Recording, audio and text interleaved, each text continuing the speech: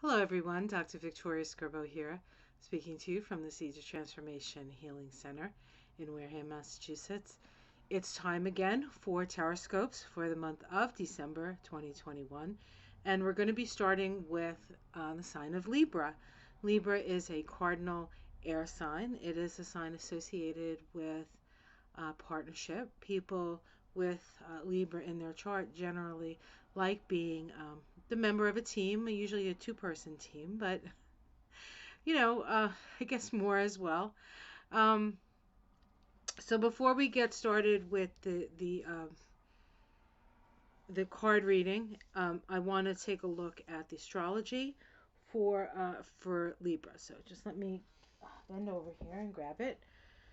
So Libra, December is a very powerful month.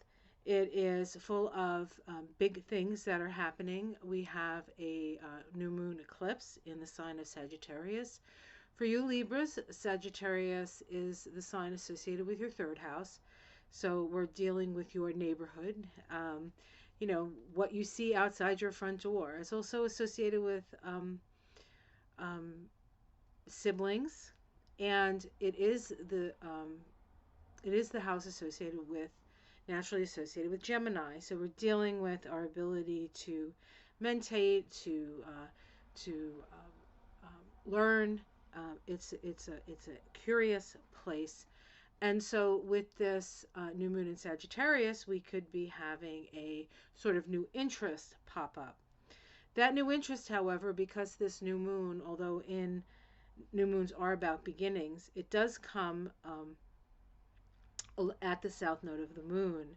And the south node of the moon is about releasing and letting go. And we are almost at the end of the south node of the moon um, being in Sagittarius. And so there's a big sort of release of energy with this Sagittarius new moon. So kind of beginning of the end kind of energy. We also have Neptune changing direction. That actually occurs before that eclipse on the 4th. It occurs on the 1st of December. Whenever the planets furthest out from the sun change direction, there's usually something that happens on a more collective level. Neptune does deal with mass consciousness, mass movement, and mass movement of water. So we do have to be careful of things like floods and rainstorms, and what they think they're going to be, well, they'll generally be a little bit worse or a lot bit worse. And so we need to be aware. We need to keep our eyes open for that in general, but specifically to you, Libra, um, that Pisces energy is actually located your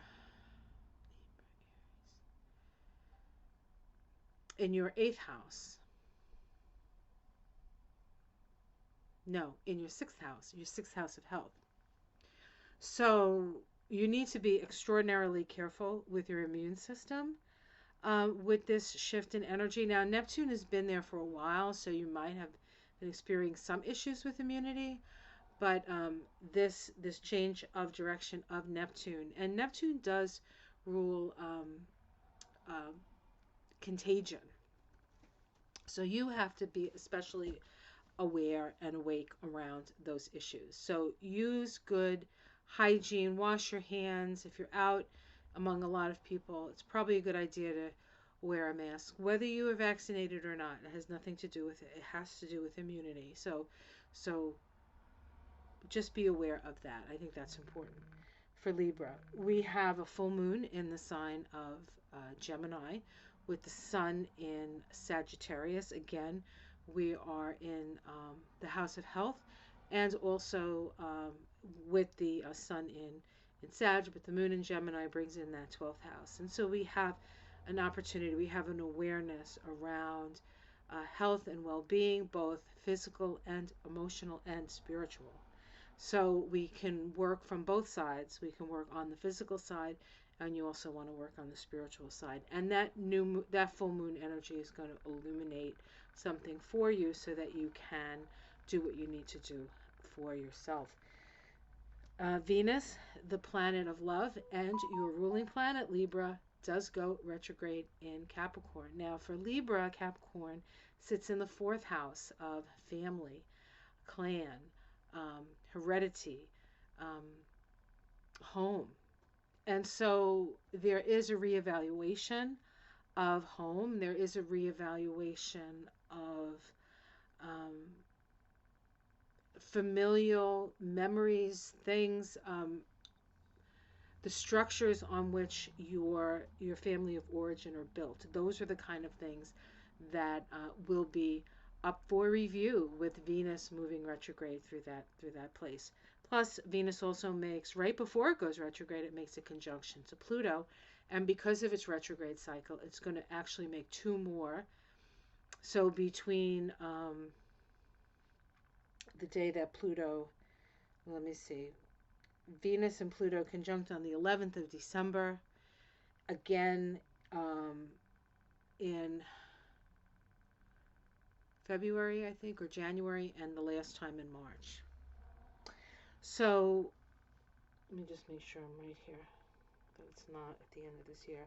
So there's these new phase conjunctions, two planets coming together to start a cycle. It's like three, it can be three strikes you're out because there are three of them, or three's a charm. So maybe the first time you apply yourself, it doesn't kind of work out. You have to rethink about it and rethink. So there's opportunities ahead for you and for all of us, really, but we might have to think about them. Those opportunities for you can be opportunities maybe even in buying a home and having a home, or it can be opportunities in starting a family if that's what you're going to do, because it is the fourth house.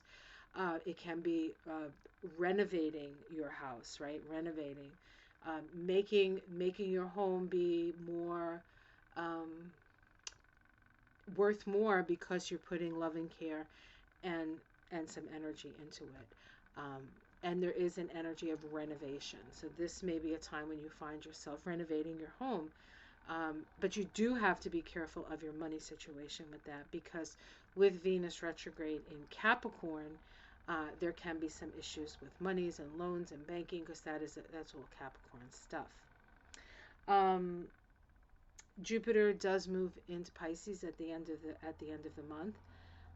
Of course, that's more apt for your January, February, March, April, and May months ahead, because that's how long Jupiter is going to be in Pisces. And so for you, Libra, this has to do with again, your health. So there's a lot of health concerns, health issues, and not necessarily you're a Libra, you're going to get sick. You're a Libra, and you have to make sure that you're paying attention to what your body is telling you. You have to pay attention to your symptoms. You have to pay attention to what's going on out in the world, so that you can take the precautions that you need just to stay healthy. Simple as that. All right, and then we have, of course, the pièce de résistance. I didn't say that right, I know. We have Saturn and Uranus making the last of three squares. This is a crisis in consciousness square. So people are rebelling against the status quo. People are rebelling against traditional wisdoms. It doesn't necessarily mean that traditional wisdoms are incorrect. Some of them can be, but many of them are not, and the outdated and outmoded stuff will go. Of course, there can always be this, baby with the bathwater thing that comes with this aspect as well. So sometimes something that's really good to hold on to and is good gets blown away anyway. So there's no guarantees with that. Now, for you as a Libra, this is happening in your house of your house of romance, the fifth house, and the eighth house, which is the house of sex, death, and rebirth. It is possible that you find out that somebody has been untrue to you, a relationship.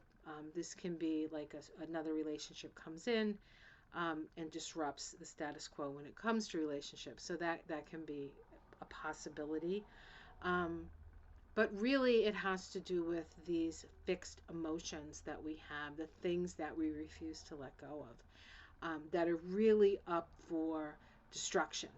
So the more likely we are to let go and let God, and and in a way give it over to spirit, because spirit has a plan for us. It's not to make us suffer. It's not. Um, then perhaps it'll be a little bit easier to work with this energy. But it is pretty intense, so I'm not going to lie to you. All right, so let's take a look at tarot reading. I'm going to be using an old deck of mine, and I don't even know if I remember the name of this deck, um, but it's connected to the Arthurian legends, and it's just a regular deck. It has the same. Sorry about this. This camera here. It sometimes does this. These cards are kind of small, so I want to make sure you can see them. All right, let's see. Okay, good. That works. Okay. So let's take a look and see what the cards have to say. What is the card saying for Libra Sun, Libra Moon, and Libra Rising?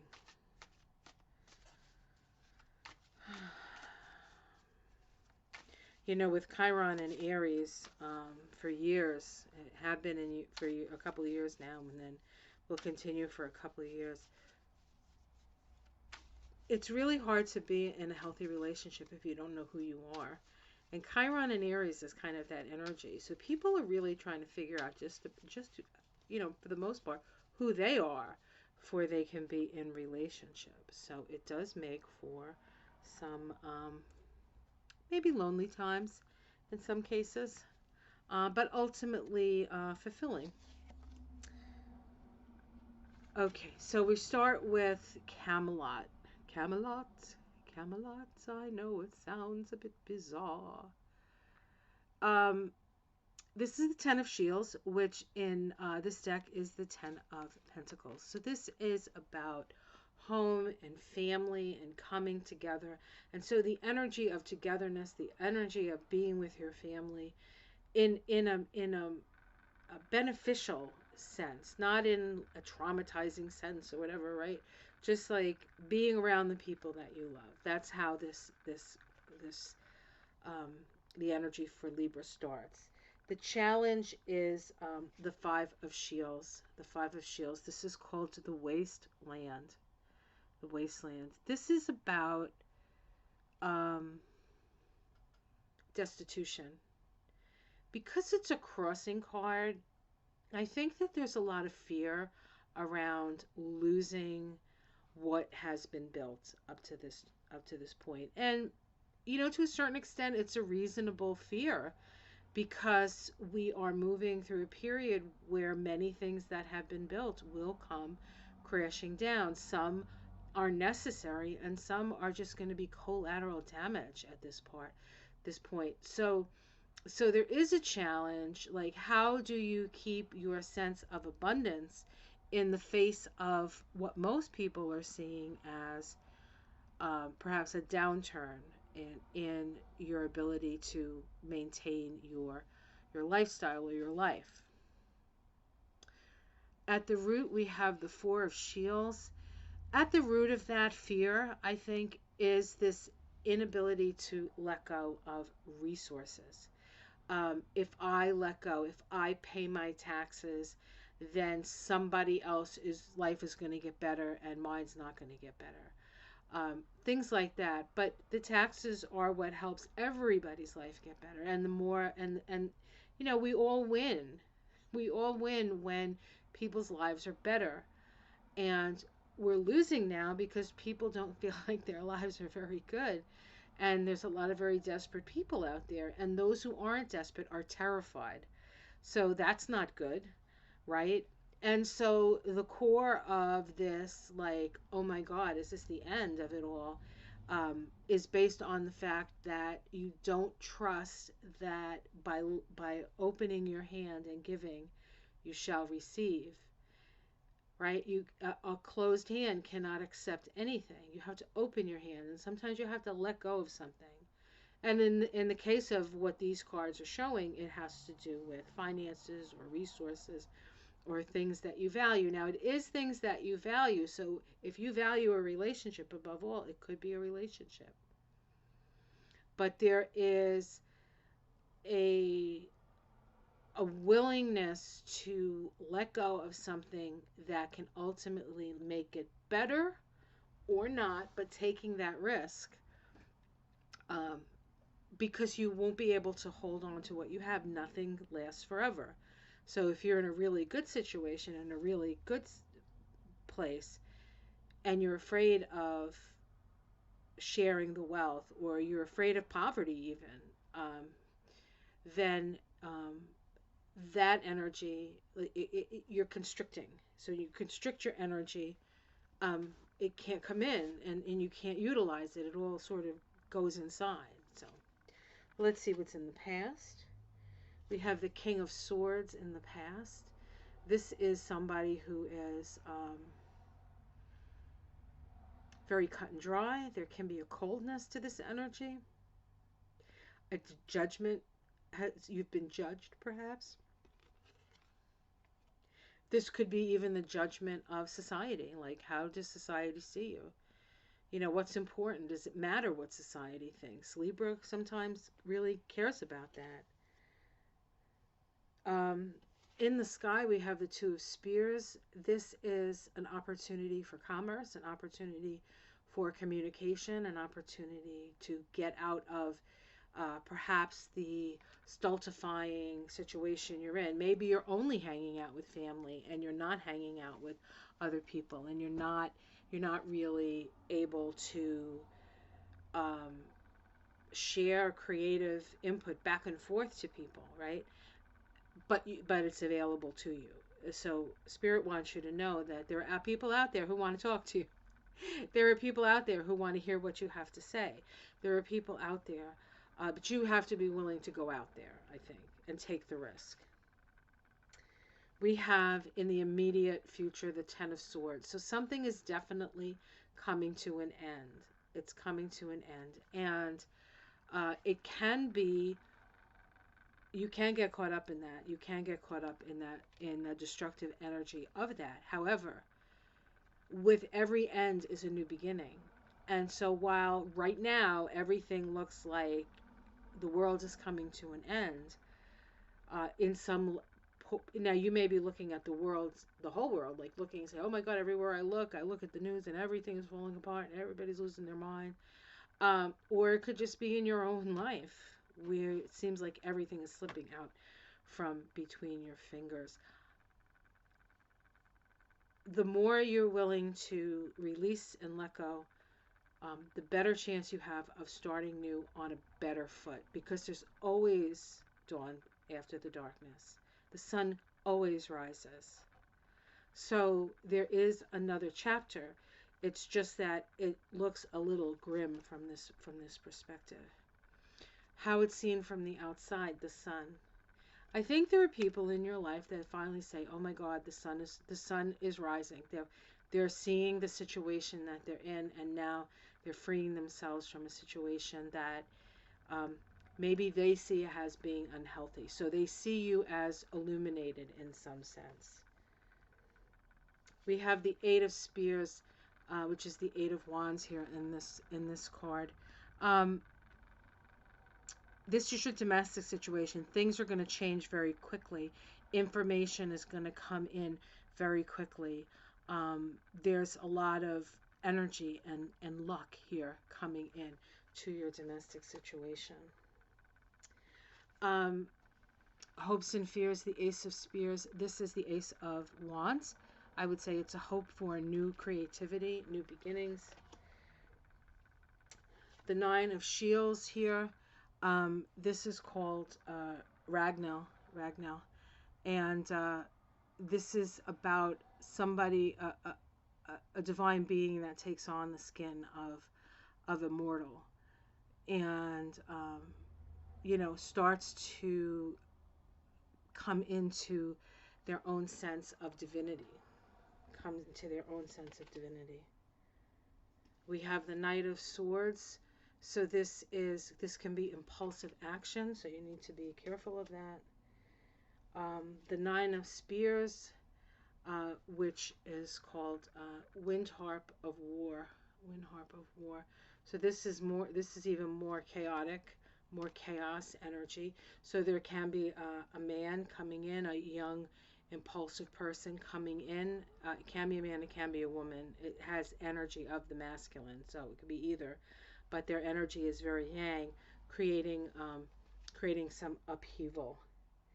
And then we have the Knight of Shields here, which is somebody who's on the path of what they believe in. I almost feel like there's this energy of um, two people who are convinced that they're right from their perspective and are not willing to are not are not willing to change their position, and what that does is it creates more chaos for them. We have the Queen of Spears here. This is the Queen of Wands. Um, the Hermit, which is wisdom. And the Three of Shields, which is finding real value in what you do. So this is true value. This is craftsmanship. This is apprenticeship. This is really sort of working the energy. It's kind of it's about, in a way, making your own money, actually. So if there are people out there who are thinking, Libras out there who are thinking about ending a relationship, and they're worried because they, maybe their spouse, the person they're in relationship with, holds most of the cash, they will, if you try to hold on to it, I think it's going to be to your detriment. But if you allow it to let go, what you're going to find on the other side of that is the kind of work that not only fills your pockets, but fills your soul. So that's what that says. Okay, cool. So let's just do one more card. We're going to do an oracle card, and I am using the Celtic Tree Oracle. This is an oldie but goodie. I've had this for years, at least 20 years, probably longer. And we're just going to pick one card, and I'm going to read from the book because, again, I haven't picked it up in years. All right. Heather. Heather, called Ur. Ur. Okay. I'll read this to you and hold the card up for you. Let me just see. Links to the Inner Self, All Heal, page 58. Okay.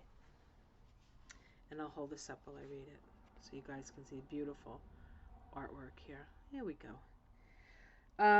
This Ogum card has a dual aspect, representing not only the heather, but also the mistletoe.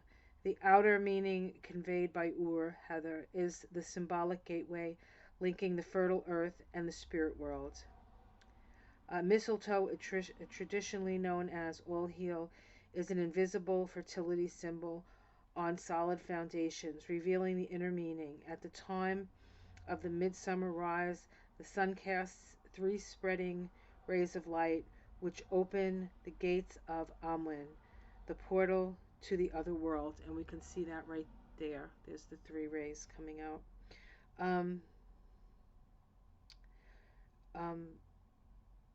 The three bars of light, known as the Awen, harmonize with the threefold nature of the Celtic universe.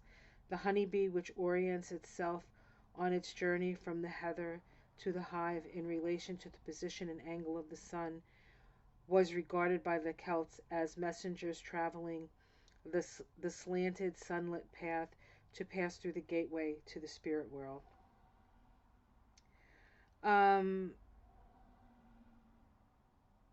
Okay, let me see. Mistletoe and heather combined in this card of the Ogum to guide you to closer contact with the world of spirit and the resulting healing your pathway can lead to. After all, mistletoe is not called all heal for no reason. Its derivatives are found in several modern medicines, and a preparation is used in some forms of alternative medicine today as a treatment for cancer. So,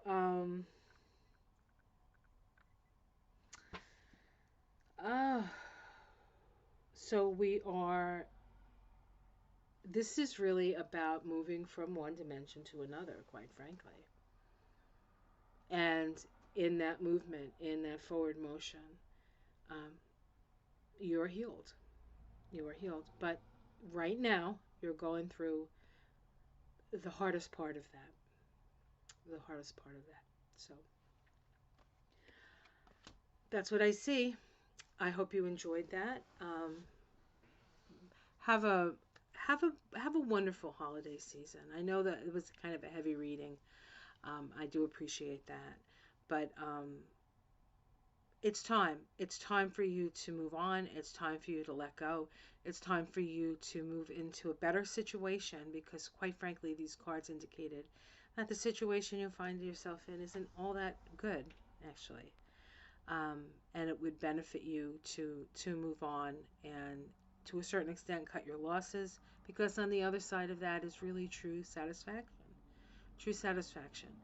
So if you would like an astrology or a Kabbalah reading, I am seeing clients for that. I have availability still in December if you're interested in that. I am going to be raising my prices at the beginning of the year. Not a lot, just some cost of living and maybe a little extra to get that tree cut up in the backyard. For those of you who watch me every day, you know what I'm talking about. Um, but So if you want to get in with the 2021 prices, you can actually, you know, purchase the reading now, and then you can do it at any time in 2022. You don't have to do it in December because I know everybody's busy in December. It's also a great Christmas gift or a great holiday gift if there's somebody that you know who you think might enjoy learning more about themselves. So all right, so have yourself a beautiful December, and